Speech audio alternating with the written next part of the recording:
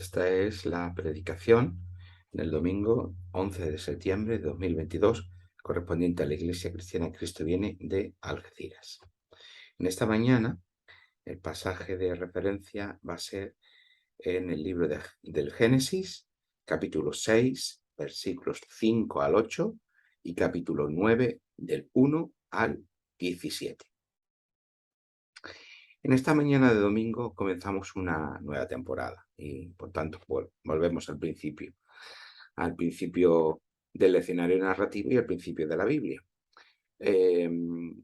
Estos pasajes que hemos seleccionado corresponden a el relato del diluvio. Sin embargo, no quiero que leamos solo estos pasajes o este relato con la inercia de lo ya conocido. Bueno, esto ya lo sabemos, eso lo hemos escuchado muchas veces, desde la escuela dominical. Bueno, esto poco nuevo tendrá que decirnos. Yo quiero que podamos volver a leer estos relatos, este relato, con una mirada nueva con la que podamos desaprender cosas, porque en la vida cristiana, como en la vida general, em, pues necesitamos reaprender o desaprender cosas que hemos aprendido y que no son del todo beneficiosas, que quizás no nos iluminan lo suficiente en nuestro camino, quizás suponen un freno. Eh, la tarea del Espíritu Santo en nuestra vida es también ese camino de reaprender las cosas, de desaprender cosas que hemos aprendido mal y aprender cosas nuevas que sirvan para eh, poder iluminar o comprender o eh, capacitarnos mejor en nuestro caminar diario. La Iglesia y el cristiano, guiados por el Espíritu Santo, no son aquellos que piensan y creen que ya lo saben todo y que su manera de actuar y su manera de pensar es siempre la correcta y que no necesita corregirse. Si estamos guiados por el Espíritu Santo como iglesia y como creyente nos va a guiar a cosas nuevas. Porque el ser humano siempre está sujeto al error, siempre está sujeto a la equivocación y por lo tanto necesitamos reaprender cosas. Por lo tanto, frente a esa imagen de que ya lo sabemos todo, el Espíritu Santo nos impulsa a reaprender aquello que en nuestra vida nos haga daño, a nosotros u a otros, que nos impida crecer como iglesia, como individualmente, o que obstaculiza la misión de Dios en el mundo. Leer estos primeros capítulos del libro de Génesis supone correr ciertos riesgos que deben ser afrontados. Por un lado, están aquellos que entienden que la verdad de la escritura solo está en la comprensión literal o en cierto grado de literalidad de la misma, de la escritura. Este no es aquí el camino que aquí recorremos o escogemos recorrer. Por otro lado, están aquellos que durante mucho tiempo han ridiculizado esos relatos, diciendo que son visiones y compresiones anticuadas, que esos relatos son antiguos, que no se corresponden con la verdad científica o histórica y tal, y por lo tanto es algo de lo que podemos prescindir y no preocuparnos de ello. Ya nada tienen que decir en nuestro mundo moderno. Este tampoco es el camino que aquí escogemos. Proponemos un camino mejor, un relato mejor. Para empezar, hay que dejar claro que estos textos, como el resto de la Biblia, son la palabra de Dios. Por tanto, son el testimonio más completo que poseemos de quién es Dios, cuál es su relación con el mundo y qué cabe esperar en el futuro. Por otro lado, la verdad que encontramos en estos relatos se nos da en un entramado cultural completamente distinto al nuestro. Su forma de pensar, su forma de expresarse, su forma de abordar los problemas de los seres humanos, su forma de narrar, todo es distinto a lo que nosotros consideramos como normal o habitual. Por eso, no hay que confundir ese mundo cultural con el mundo de significado por medio del cual se nos da la palabra de Dios. Los textos bíblicos tienen determinaciones culturales que ya no son normativas para nosotros, pero que sí portan un mundo de significado que sigue siendo relevante para nosotros. Y por eso seguimos afirmando que la Biblia es palabra de Dios. Al comienzo de la Biblia, al margen de los relatos de la creación, que es lo primero que encontramos, tenemos 4 relatos principales. el relato de Adán y Eva, el de Caín y Abel, del diluvio y el de Babel. Si queremos comprender estos textos en términos históricos o científicos, y se ha intentado mucho hacerlo así durante mucho tiempo, en estos últimos siglos de la sociedad occidental y de la cultura occidental, se ha dado muchísimas vueltas a estos textos desde perspectivas históricas, perspectivas científicas, si concuerdan o no, si son exactos o no, etcétera, etcétera. Si pretendemos hacer eso, lo estamos imponiendo un marco cultural moderno, que es el nuestro, pero que no es el que le corresponde a los textos bíblicos. Y no podemos evaluarlos, ni podemos catalogarlos, ni verlos, ni comprenderlos desde ese marco cultural, porque es un marco cultural ajeno. Y por lo tanto, es absurdo. Es hacer las preguntas equivocadas al texto. Por el contrario, debemos preguntarnos por el mundo de significado que portan estos textos. Cabría preguntarse también por comprender mejor el mundo cultural que es propio. Eso lleva su tiempo y es complejo. No entramos hoy en una predicación en ese tema. Podemos dar algunas pinceladas, pero no entramos en eso. Nos importa más centrarnos en el significado que portan esos textos, en ese mundo de significado que van a aclarar qué es lo que los textos están diciendo. Los textos abordan unas situaciones límite que son comunes, no solo a los propios textos, es decir, a los 4 textos que he mencionado, sino que retratan pues, unas situaciones límite comunes a todos los seres humanos. ¿Cuáles son esas situaciones límite? Uno es la presencia de la muerte, ¿eh? Y otra es la presencia del mal en el mundo. Y frente a ello, los textos, esos 4 textos, nos proponen cuál es la respuesta de Dios frente a la muerte, a la presencia de la muerte y a la presencia del mal en el mundo que Dios ha creado y que ha creado bueno. De eso nos hablan esos 4 textos. Cada uno en una perspectiva distinta, cada uno aportando matices, aspectos distintos de la cuestión. Centrándonos en nuestro pasaje de hoy, en el relato del diluvio, el comienzo es muy significativo, versículo 5 de este capítulo 6. Y vio el Señor que la maldad de los hombres era mucha en la tierra y que todo designio de los pensamientos de su corazón era de continuo solamente el mal. Así comienza esta parte del relato del diluvio. La presencia del mal es una experiencia universal a todos los seres humanos, en todas las sociedades, y que podemos seguir constatando hoy en día, ya sea por las noticias, ya sea en nuestra propia vida, ya sea en nuestro propio entorno, ya sea dentro de nosotros mismos. El mal es una realidad, una experiencia universal de todos los seres humanos.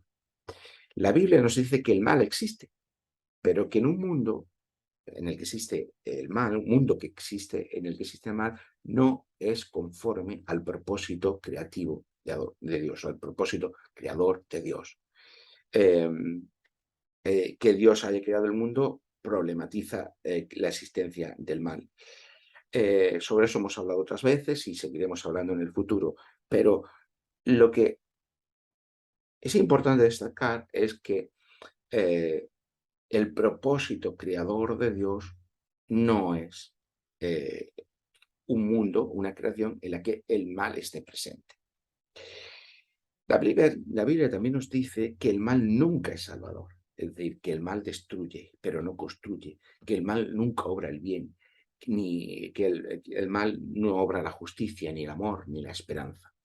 Y eso es muy importante tenerlo en cuenta, porque el mal nunca es liberador. Eso es algo muy importante tener en cuenta. En definitiva, el mal conduce al caos y al desorden.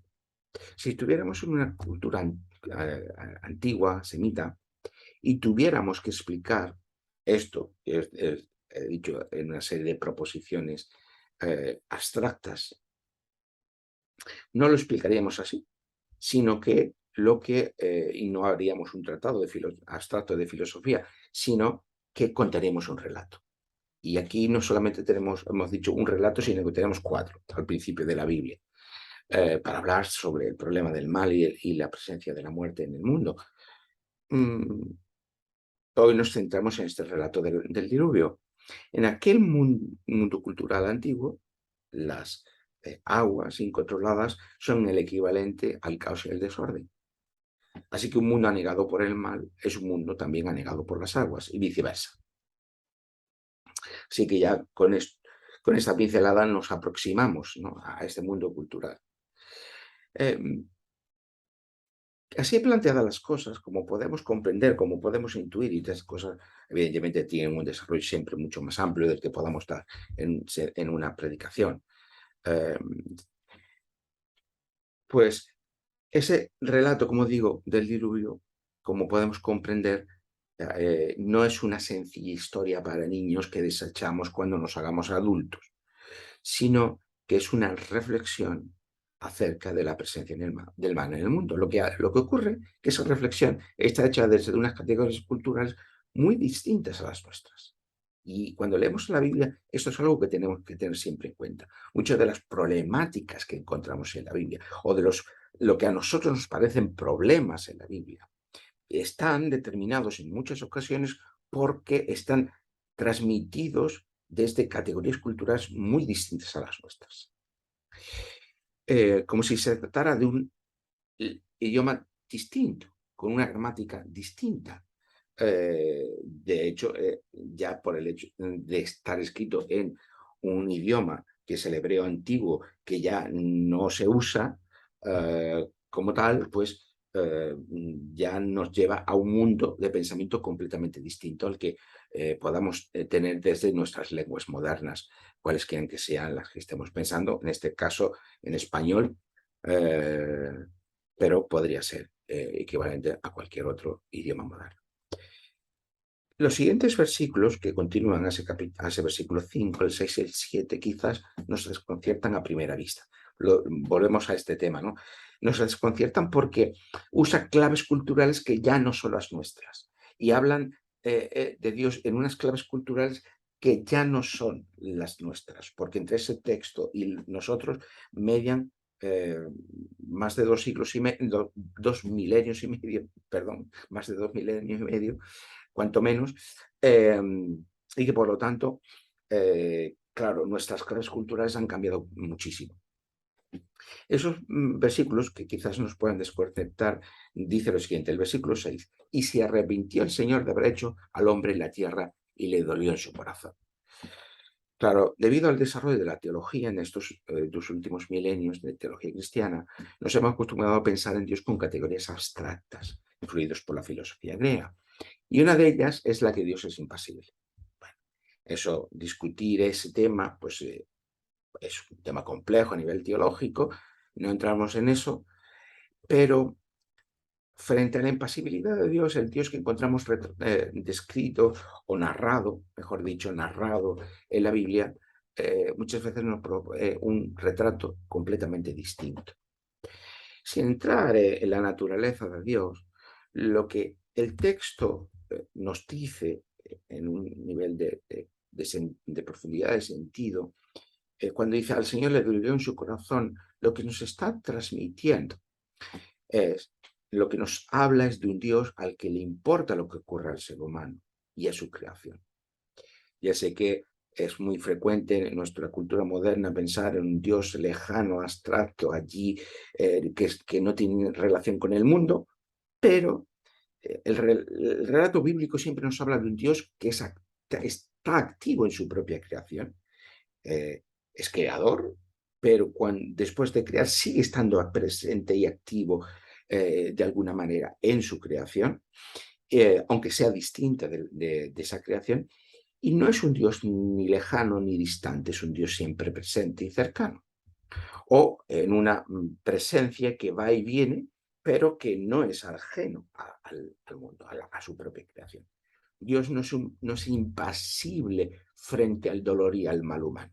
Bueno, crea, se desentiende del mundo, abandona el mundo y le da igual. No, es un Dios que no es impasible en ese sentido frente al dolor y al mal humano. es un Dios que se implica en su creación. Y ahora vamos a ver para qué. El mal es un poder ajeno al ser humano. Ya desde Génesis 3, el mal es descrito como un poder externo al ser humano, que no nace desde el interior del ser humano, sino que es ajeno al ser humano, pero que el ser humano con sus acciones es capaz de alimentar ese poder, darle presencia, darle realidad en este mundo, que de alguna forma las tinieblas ya están presentes al inicio de la creación, pero el mal tiene una presencia en el mundo a partir de la acción del ser humano. Esto es lo que nos dicen esos textos también. Sin embargo, ya que el propósito creador de Dios no es una creación mala, sino una creación buena, el propósito salvador de Dios implica acabar con el mal. Así que, si nos ha desconcertado el versículo 6, quizás el versículo 7 nos desconcerta aún más, cuando dice, y dijo el Señor, borraré de la tierra a los hombres que he creado, desde el hombre hasta la bestia y hasta el reptil y las aves del cielo, pues me arrepiento de haberlos hecho. Claro, si existe el mal en el mundo, una manera en la que Dios podría acabar con él sería destruir el mundo, destruir la creación completamente. ¿Vale? Si estuviéramos en un tratado de filosofía, pues abstracta, a modo de la filosofía griega, pues entonces el autor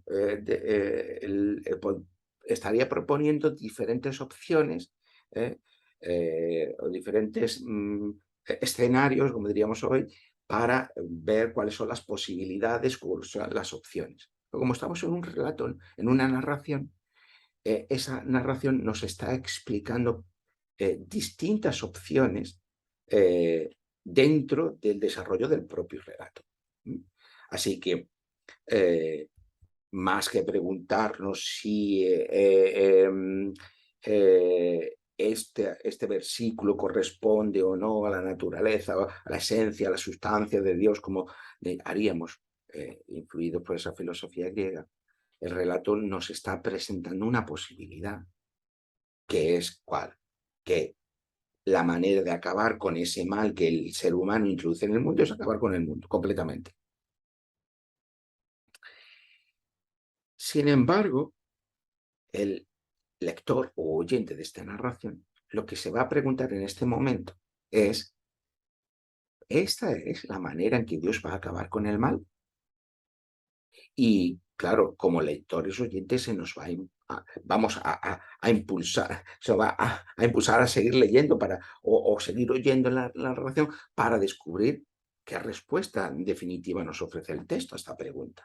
Efectivamente, Dios va a destruir toda su creación para acabar con el mal y ya está, y punto y final. ¿Es esto? No obstante, estos relatos, que son relatos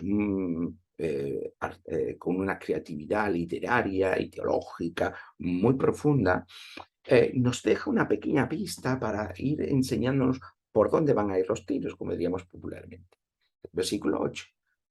Pero Noé halló gracia ante los ojos del Señor. Parece que bueno, la solución es acabar con todo, sin embargo, se nos da aquí con un pequeño una pequeña acotación, una nota a pie de página. Noé halló gracia ante los ojos del Señor. Frente al problema del mal, ¿será la solución de Dios acabar completamente con su creación? Podemos anticipar ya la respuesta en esto, versículo 8, pero Noé halló gracia ante los ojos del Señor. La respuesta a esa pregunta, y el anticipo, y lo vamos a ver más adelante, es no.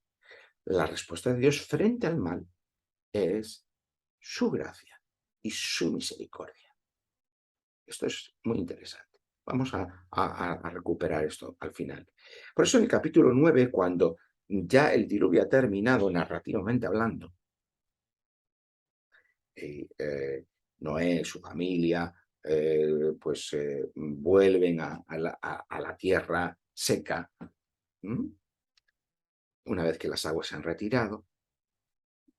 Es muy interesante lo que encontramos en el capítulo 9. Porque lo que encontramos en capítulo 9 es volver a atraer, a recuperar lo que ya hemos visto en los capítulos 1 y 2 del libro de Génesis, que es el lenguaje de la creación.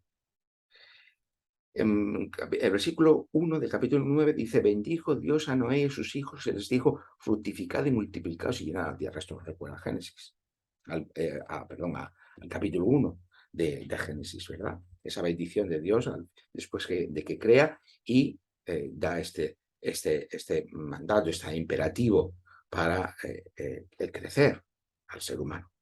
Encontramos también limitaciones a derramar sangre, porque en este pasaje, cual sería muy interesante también, porque hemos sido creados a imagen y semejanza de Dios, versículos 5 y 6 del capítulo 9, porque ciertamente demandará la sangre de vuestros días. Hay unas limitaciones en cuanto a, pues eso, al asesinato, a la instrumentalización de la muerte, del homicidio,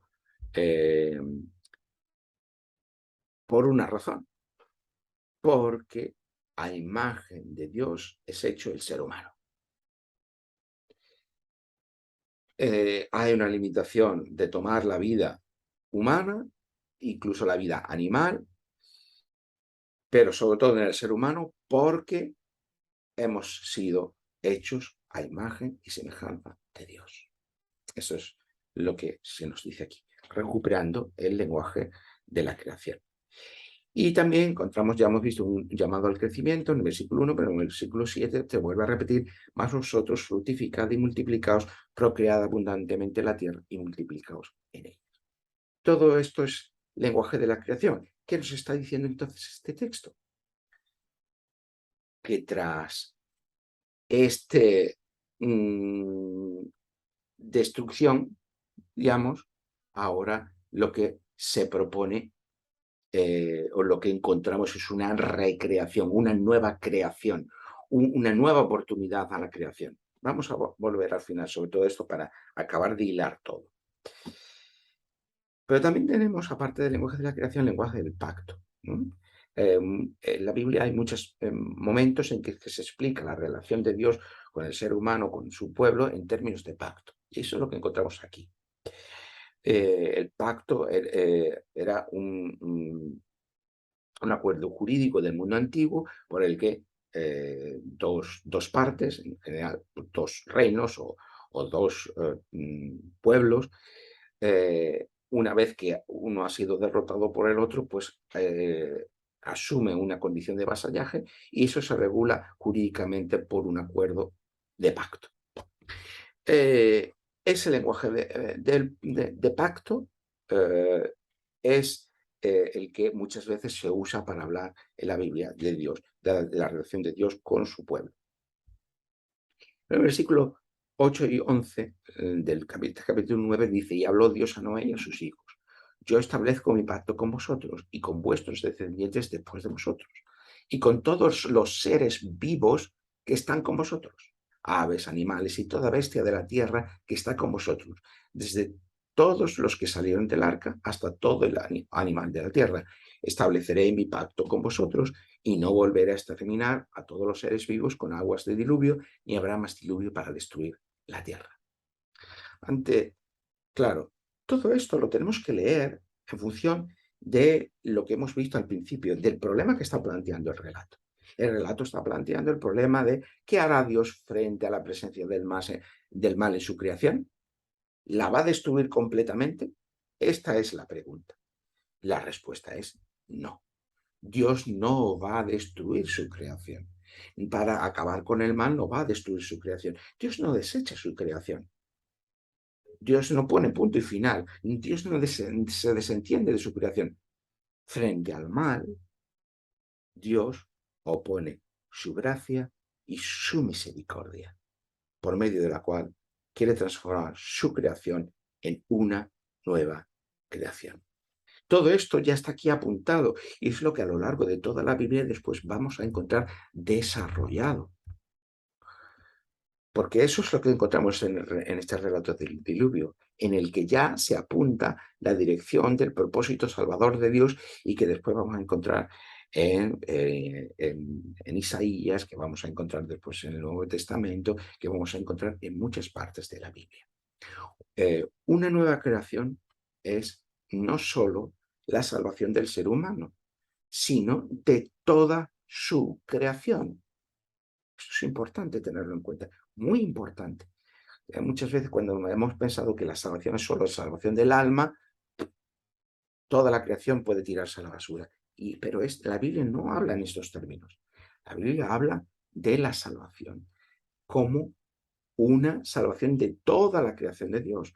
Lo hemos visto, el pacto de Dios es con vosotros, pero también con todos los seres vivos que están con vosotros. Ahora que se habla mucho de crisis climática y de ecología, ¿qué tenemos? Un mensaje que frecuentemente hemos olvidado. El pacto de Dios que Dios establece es con toda su creación. El propósito salvador de Dios es con toda su creación, no solo con los seres humanos, o mucho menos solo con una parte de los seres humanos. Y esto es así porque la respuesta que Dios da al mal, frente al mal, es una respuesta de gracia. La gracia es el trato que Dios nos da, aunque no lo merezcamos, que no implique mérito por nuestra parte,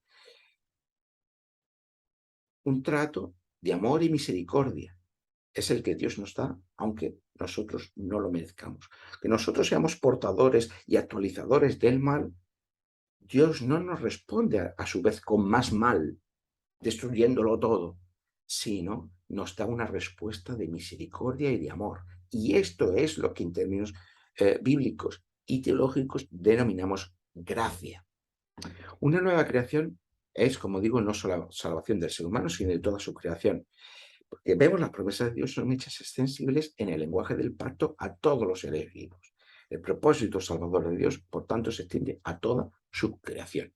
Por supuesto, el propósito salvador de Dios también pasa por el ser humano, que ha sido creado en su imagen y semejanza y que por tanto recibe una vocación de crecer y de ser creativo tal como Dios es. Mm, Esa, eh, mm, eh, el propósito recreador de Dios también pasa por lo humano, pasa por la acción del ser humano. Por lo tanto, si antes nos decíamos, no nos tenemos que quedar solo con los patrones culturales que rigen en el texto, sino con el mundo de significado que tenemos en el texto, nos preguntamos ahora, ¿cuál es el significado profundo de este texto? La respuesta de Dios frente a la presencia del mal en el mundo, mediante la transformación de su creación en una nueva creación, en la que el mal ya no tiene cabida, pero que eso no lo hace Dios acabando, destruyendo esa primera creación, sino a través de un camino creativo y salvador que no desecha al humano, sino que lo redime.